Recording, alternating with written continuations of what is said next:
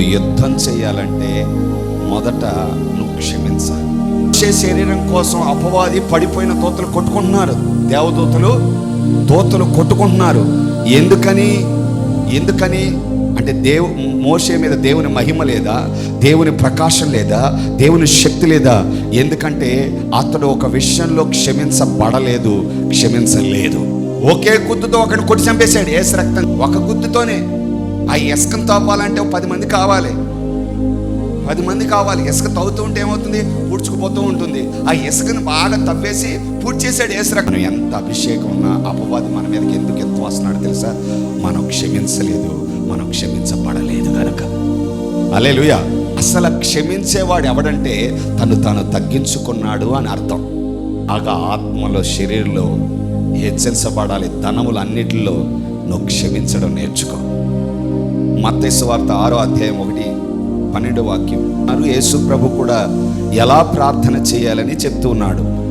ఏంటా ప్రార్థన? మా రుణస్తులు మేము క్షమించిన ప్రకారం మా రుణాల్ని క్షమించండి. నేను కానుకలేస్తా ఉన్నాను, దేవునికి గొప్ప గొప్ప కార్యాలు చేస్తున్నాను, ఎందుకు ఆశీర్వదించబడట్లేదు? లేకపోతే అపవాది యుద్ధంలో నీకెందుకు వ్యాధి కలుగుతుంది? ఎందుకు నీ మీద అపవాది నీ శరీరం మీదకి వస్తున్నాడు?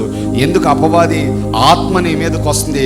ఎందుకు నేను బలహీనపరుస్తున్నాడంటే నువ్వు క్షమించట్లేదు కనుక, నువ్వు క్షమించబడలేదు కనుక అపవాది శోధన రోగం నీ మీదకి వస్తుంది. కానుకలు ఇస్తున్నారు, అన్నీ ఇస్తున్నారు, కానీ నువ్వు సమాధానం లేకుండా ఒకరితో గొడవ పెట్టుకుని, నీతో గొడవ ఎవడన్నా పెట్టుకుంటున్నాడు నువ్వు అర్థం చేసుకోవాలి. నీకు విరోధిగా అపవాది అతనిలో లేస్తున్నాడు. ఎప్పుడైతే కోపం వస్తుందో ఆ రోజు అభిషేకం తగ్గిపోతుంది, ఉండదు. సమాధానం లేదంటే దేవుని ఆత్మ నీ మీద లేడని అర్థం. ఆ అభిషేకాన్ని నేను కోల్పోవద్దు. సమాధాన ఆత్మ, క్షమించే మనసు యెహోవా నాకు అనుగ్రహించి ఉన్నాడు. నాలో ఉన్నవాడు లోకములో ఉన్నవాని కంటే గొప్పవాడు. వాడు గొడవను రేపితే సమాధానపరిచే ఆత్మ నాలో ఉంది. సమాధానపరిచి వారు ధన్యులు, వారు దేవుని కుమారులుగా మార్చబడుతూ ఉన్నారు కనుక సమాధాన ఆత్మ నాలో కలిగింది. సంఘములో కానుక వేయకముందు నువ్వు ఎవరితో అసమాధానంగా ఉన్నావో, నీ తప్పైనా నీ తప్పు కాకపోయినా సే సారీ. వాళ్ళకి సారీ చెప్పేస్తే కొంపే మునిగిపోదు, కానీ అభిషేకం పెరుగుద్ది, కృప పెరుగుద్ది, శక్తి పెరుగుద్ది. అపవాదిని నువ్వు ఓడిస్తున్నావు. కోపపడండి, కానీ పాపం సూర్య అస్తం లోపలనే ఒకరితో సమాధానం పడిపోవాలి. We are the body of Christ అండి.